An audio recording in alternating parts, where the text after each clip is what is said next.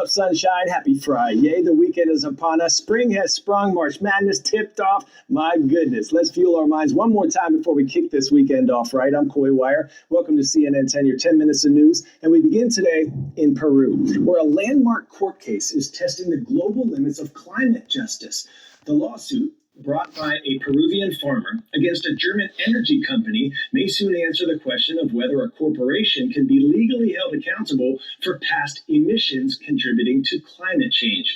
At the center of the case are Peru's high-altitude tropical glaciers, which are rapidly melting. Farmer Saul Luciano Yulia lives in a town in the heart of the Peruvian Andes. His home lies below a glacier-fed, high-altitude lake that's holding 35 times its normal water capacity because of the melting glaciers. That's putting 50,000 people in the town below at risk of avalanches, landslides, and violent flash floods. Melting glaciers are also causing the seasons to change, making farming more difficult and exposing rocks full of heavy metals that have turned local streams toxic.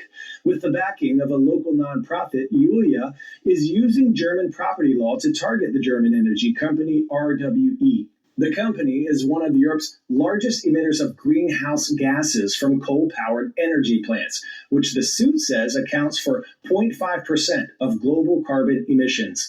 The company has never operated in Peru and denies legal responsibility, arguing that climate change has many contributing factors and that climate issues should be resolved by government policies instead of lawsuits. Whatever the verdict, the case will set precedents for future climate change-related civil cases around the world. Our Nick Valencia shows us what's at stake in Peru as the case is heard in a German court. The World Bank says Peru is home to almost 70% of the world's tropical glaciers. Glaciers that are in freezing high-altitude mountain ranges, despite also being in the tropics. But climate change is causing those glaciers to melt.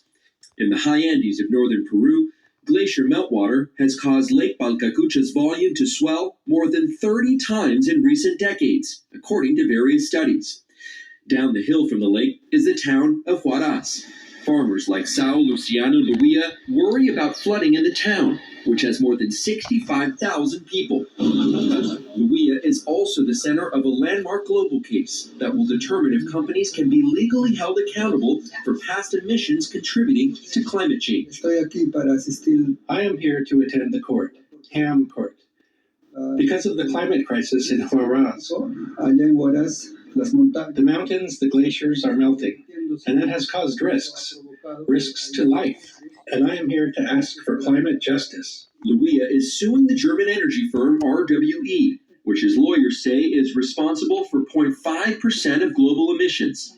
His lawyers are therefore demanding that RWE pay 0.5% of the cost of flood mitigation for the city. RWE, which has never operated in Peru, says that a single emitter cannot be held responsible for global warming. In a statement, RWE said, quote, "If such a claim were to exist under German law, it would also be possible to hold every motorist liable." The decade-long case is based on a section of the German Civil Law Code about property interference. It was dismissed by a lower court, but is now being appealed to a higher court in Hamm, Germany. The hearing started Monday and will at first determine whether the melting glaciers are raising the lake's water levels and whether this will pose a flood risk to Luia's home in the next 30 years. Empezamos con pocas esperanzas. We didn't start out with a lot of hope, but now it's caused a lot of attention, and yes, it is a precedent. We have high hopes for this next hearing. Pop quiz hot shot. What NASA program plans to land the first woman and next man on the moon in the year 2027? Artemis, Apollo, Quest, or Juno? Answer is the Artemis program. It will send astronauts back to explore more of the lunar surface while evaluating hazards astronauts will face in true deep space ahead of planned crewed missions to Mars. Welcome back, welcome back. NASA astronauts Butch Wilmore and Sunny Williams are finally back home on Earth. The two astronauts spent more than 9 months in space after what was supposed to be a week-long mission went awry. They splashed down off the coast of Florida this week, ending their extended stay on the International Space Station.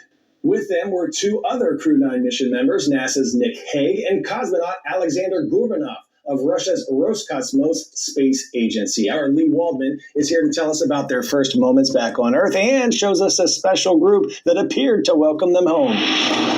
Lots of cheers here at the Johnson Space Center when we saw that successful splashdown of the SpaceX Dragon capsule carrying 4 astronauts from the International Space Station back to Earth, just off the coast of Florida. The long-awaited return of astronauts Sunny Williams and Butch Wilmore after more than 9 months in space, 286 days. Their mission was originally supposed to last only 8 days, but that was extended after issues with the Boeing Starliner, which deemed it unsafe to carry those astronauts back to space here. Now, we saw after that splashdown a pod of dolphins swimming near the capsule as the SpaceX crew who had met that capsule off of the coast of Florida in that body of water there, they got those astronauts successfully loaded onto a ship, and now they're undergoing medical evaluations. But as we saw those astronauts for the first time, it was all smiles and waves. Once it's deemed that they are medically safe to fly from that ship to the Ellington field, they'll be reunited with their families before coming here to the Johnson Space Center to undergo further evaluations and further debriefs. It's all part of a normal routine for astronauts that have spent time in space and are now returning back here to Earth. It is a long journey for Sunny and Butch, much longer than anticipated, but finally coming to a successful end here. In Houston, I'm Lee Goldman.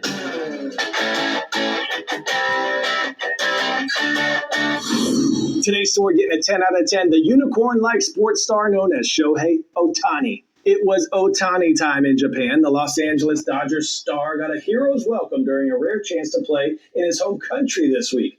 Thousands of fans were there at the Tokyo Dome for the MLB season opener. Ohtani burst onto the scene and quickly became one of the most unique players we've ever seen. He can hit and pitch with the best of them, like a modern-day Babe Ruth. All the hometown fans may have given some good mojo because Ohtani's Dodgers swept the Cubs in the 2-game series. Our Hanako Montgomery was there amongst the fans. It's like the Beatles first came to Japan back in '65 or something. It's like the same fever. Baseball has been big in Japan for over a century, but thanks to Shohei Ohtani's stardom and his huge fan base, he's truly elevated the profile of the sport here in the country. People are coming out in droves to enjoy tonight, enjoy Shohei Ohtani back on Japanese soil, because of course this is a very rare opportunity for fans who don't get to see him play in Major League Baseball. Who are you rooting for today? Ohtani. Yeah, whoever Shohei's playing for. So the Dodgers. I'm a Yankees fan, though.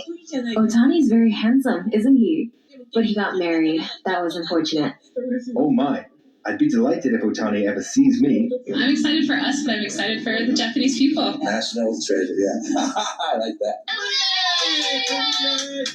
All right, for more Ohtani, live March Madness updates and more, you can head to cnn.com/sports. Arigatou gozaimasu, everyone. Before we go, shout out to Harris Hillman School in Nashville, Tennessee. And one dragon we're showing some extra love to, Miss Egger, nominated by the Nashville Predators as a Future Goals Most Valuable Teacher finalist. The program celebrates exceptional teachers nominated by NHL teams who use the game of hockey to teach and inspire. Well done and good luck, Miss Egger. Cue that Friday music nod air. Get your minds right, everyone. Remember that our thoughts have a major influence on the type of day we'll have. Those days determine how our weeks will go. Those weeks become the months that become the years that make up our lives. So think good thoughts. Make it a great day. You are more powerful than you know. I'm Coy. I'll see you next week right here on CNN 10.